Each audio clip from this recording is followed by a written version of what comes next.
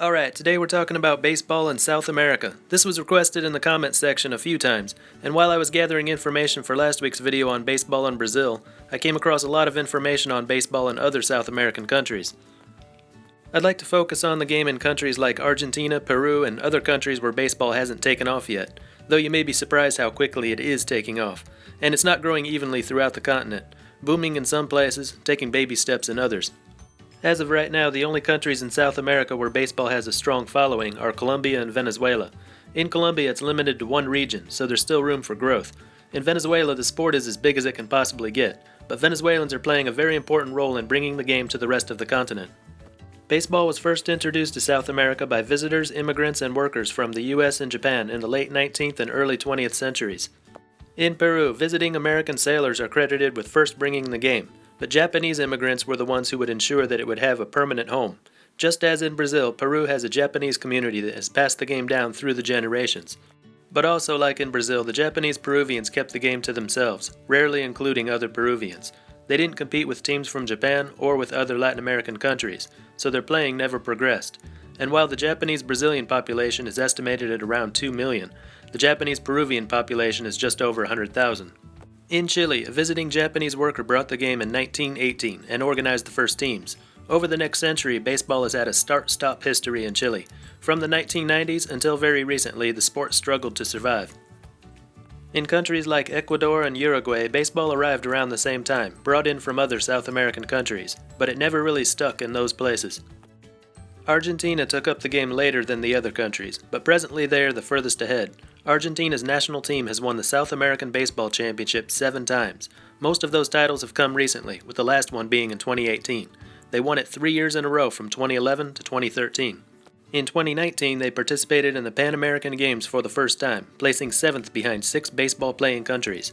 And they've got their own professional baseball league. Since 2017, the Argentine Baseball League has been in operation, with 3 teams in Cordoba and 3 in Salta, the 2nd and 7th largest cities respectively by population, both located in the northern half of the country.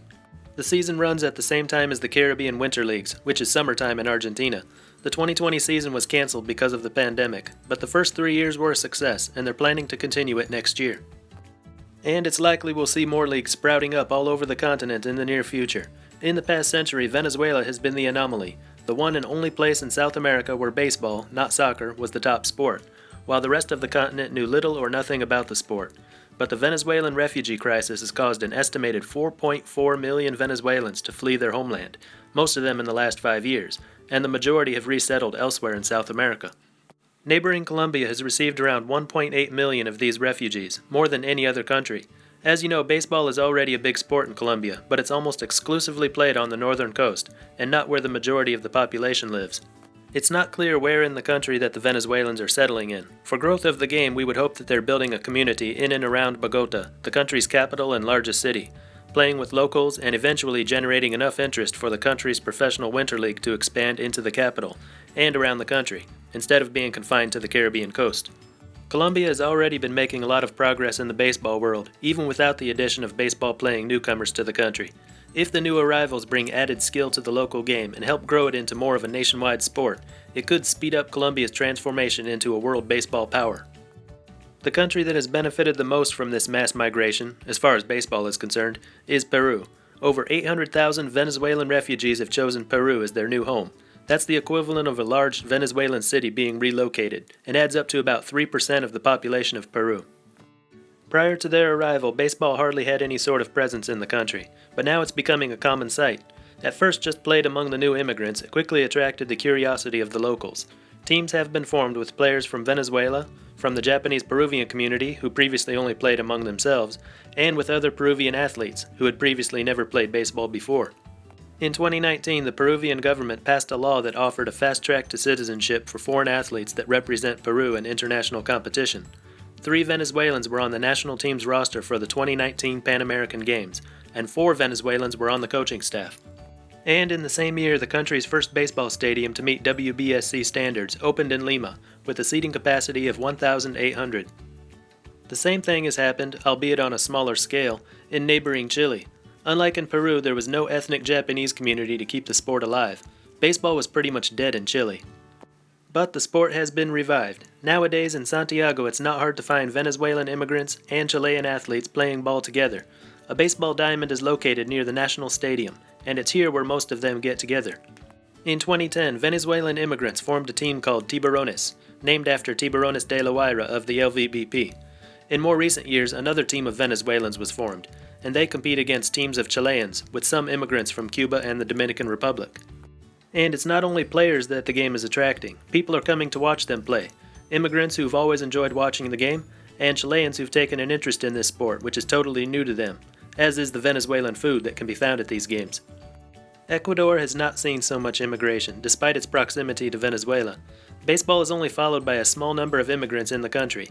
It shares a border with Colombia, but far away from the area of Colombia where baseball is played.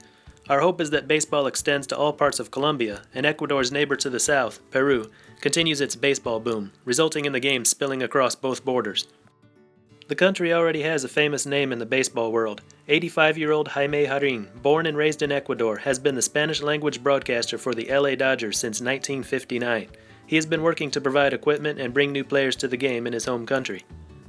Like Ecuador, Uruguay has never had much of a baseball following. The man trying to change that is Cuban immigrant Ray Pinto Marrero. He is the founder of the Baseball and Softball School of Uruguay, established in 2018. He's got his work cut out for him. Participation is very low and the country lacks proper venues. They do have a 10-team men's softball league, which is something to build on. No news about baseball developments in Bolivia or Paraguay. They might catch on to it after the sport takes hold in the larger countries. All of this progress in South American baseball has only happened in the last few years, so these countries haven't produced any serious major league prospects yet.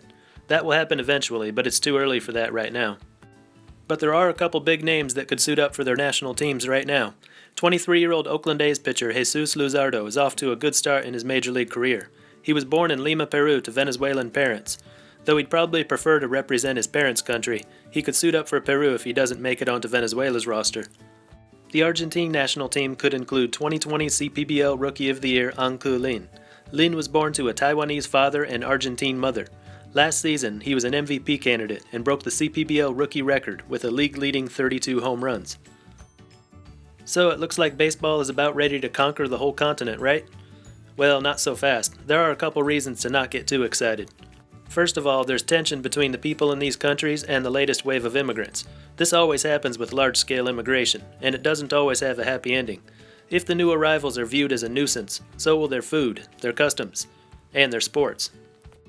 And if it's seen as a foreign sport, the next generation will be less likely to take it up, since children are generally more affected by their environment than their family roots. We've seen in North America where immigrants bring their games with them, but their children usually play what the other kids are playing.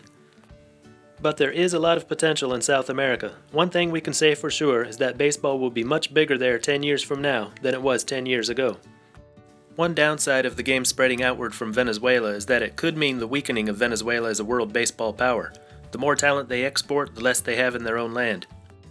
But it's good for the region. This could bring about a future where being the strongest baseball nation in South America is as meaningful as being the strongest in the Caribbean. And the next Miguel Cabrera or Felix Hernandez could come from anywhere on the continent. That's all for today, and until next time, this is Baseball International. See ya.